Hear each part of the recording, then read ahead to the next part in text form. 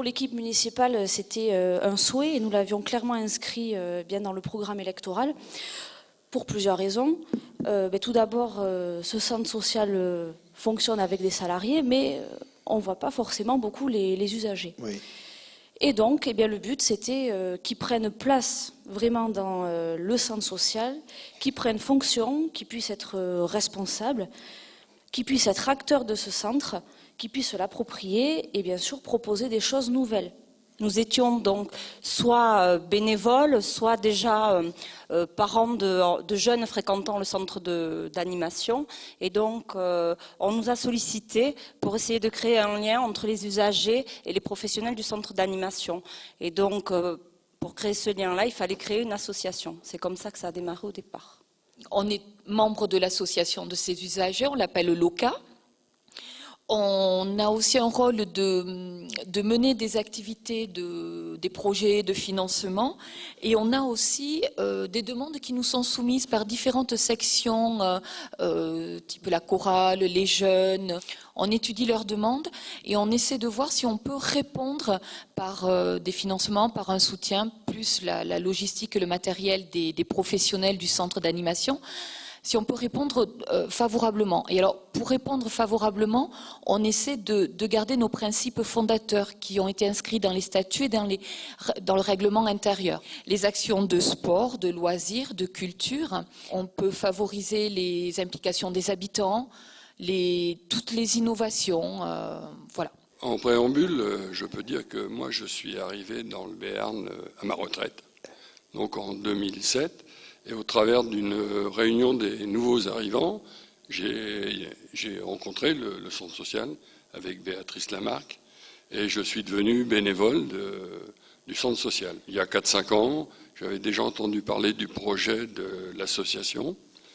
Bon, il était dans les cartons, il était en gestation et brutalement, début 2010, il a fallu passer à l'action car les jeunes avaient un projet de vacances en Corse auquel était ajouté l'environnement, un projet d'environnement. Nous avons créé le premier CA, développé bien sûr des statuts, un règlement intérieur et aussi une charte du bénévole. La charte du bénévole donnant les devoirs du bénévole vis-à-vis de l'association et réciproquement les devoirs de l'association vis-à-vis du bénévole. En même temps, on a bien sûr ouvert les comptes en banque qui ont permis aux associations partenaires du projet Corse de pouvoir les financer. Donc le projet Corse s'est très bien passé. Au retour des vacances, l'association s'est étoffée avec l'entrée des autres groupes, c'est-à-dire les familles, la chorale. On était 3 groupes. Un groupe au départ ne nous a pas rejoints, ce sont le groupe de la petite enfance qui est venu un an plus tard. Au niveau fonctionnement, chaque groupe possède un compte en banque sur lequel sont versés les autofinancements. Ils ont aussi chacun une carte bancaire avec contrôle du solde. La municipalité nous soutient fortement. 2, on a aussi l'appui des professionnels. Et ça crée une ambiance. Et en plus, comme on était un petit groupe au départ, je ne veux pas dire que l'alchimie a prise, mais on s'est tout de suite entendu. Donc voilà, cette association a maintenant 3 ans, puisqu'elle est de mai 2010, donc ça fait 3 ans. Moi, personnellement, je ne verrai pas les 40 ans, mais j'espère qu'elle durera plus que ça. C'est une expérience tout à fait intéressante qui, au départ, n'est pas forcément venue de nous. Pour ma part, moi j'étais parente, j'accompagnais mes enfants qui utilisaient le centre social, le centre d'animation pour des vacances, pour des choses comme ça. Donc j'étais plutôt dans une position de consommateur. Cela dit, très vite, je me suis rendu compte que les enfants étaient largement impliqués dans leurs loisirs, qu'il ne s'agissait pas pour eux simplement de consommer, de choisir des vacances, voilà, c'était pas des vacances à la carte, mais vraiment des projets qui se construisaient. D'abord le choix, l'élaboration de leurs projets, de leurs vacances, ils devaient choisir, faire des recherches, se retrouver, ils étaient contraints à des réunions, ce qui les enchantait pas toujours, mais ça les responsabilisait. Cette association, pour nous, elle n'était pas évidente, on voyait pas trop à quoi elle allait servir, quel en était le bien fondé. Donc on a en fait, à la demande quand même des professionnels, on voyait bien qu'on pouvait être utile, mais il a fallu quand même travailler sur le but, à quoi on allait servir. Le projet a émergé directement avec les jeunes parce qu'il y avait des projets effectivement de vacances en Corse. Il fallait qu'ils aient un compte en banque, ils avaient travaillé pour avoir de l'argent comme ils étaient mineurs, voilà. Et en même temps, donc on a profité de cette occasion pour voilà, créer l'association qui a démarré donc sur le secteur jeune et qui après a pris de l'ampleur. Et là où c'est intéressant, c'est que ça a été un changement de posture de tout le monde, c'est-à-dire que de simples consommateurs ou utilisateurs d'un centre d'animation, les jeunes ont pris conscience qu'ils pouvaient être acteurs de leur projet. Et donc tout ça prenait sens et nous, parents, finalement, c'était une façon d'accompagner. La création de cette association a permis à 2 fois plus de jeunes d'avoir des projets ambitieux parce qu'ils partent loin, ils ont toujours... Et ce ne sont pas des projets de consommateurs, mais bien des projets de citoyens, de jeunes citoyens.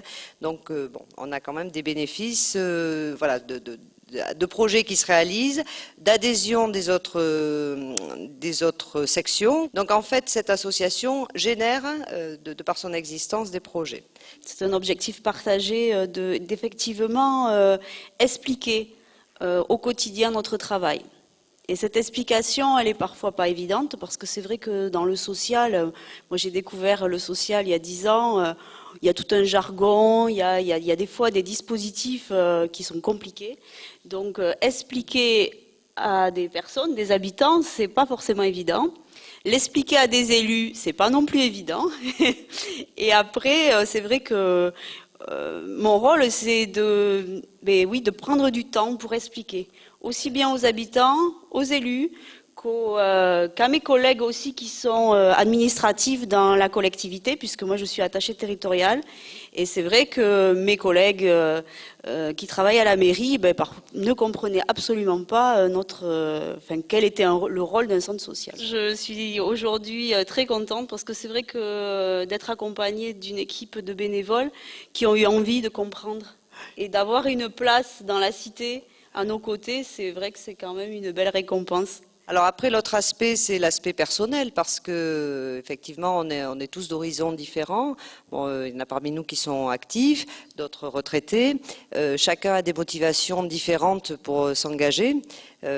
Certainement des intérêts aussi, hein, que ce soit d'occuper son temps ou de s'impliquer dans une vie de quartier. Alors le centre social, je crois que c'est un petit peu ça aussi. Ça représente une fenêtre ou un carrefour de beaucoup de gens. Ça permet de pouvoir s'impliquer de façon très modeste, enfin, à la hauteur de ses possibilités, de ses besoins. L'association nous a permis aussi de mutualiser nos compétences. On a des compétences très différentes les uns et les autres. Bon, notamment l'aspect trésorerie, c'est toujours le truc compliqué. Alors, on a la personne idéale, compétente et qui a le temps aussi de le faire. Ce qui est difficile quand on est impliqué comme ça, c'est de mesurer justement quel temps ça va nous prendre. Lorsqu'on a un travail, on a toujours peur de mettre le doigt quelque part où il va y avoir beaucoup de réunions, beaucoup de choses. Bon, finalement, ça s'équilibre très bien. On a développé aussi le sentiment d'être des citoyens acteurs et non pas voilà, acteurs de leur vie, acteurs de ce qu'on peut proposer dans un quartier, dans une ville. D'apprendre à collaborer parce que finalement, on est... entre bénévoles et professionnels. Donc la collaboration qui peut se faire avec les professionnels du centre d'animation, voilà, elle est informelle, elle était à construire. Bon, ça nous montre qu'on sait construire des choses aussi, qu'on sait les rendre efficaces. Et puis après, c'est une aventure humaine aussi qui se continue.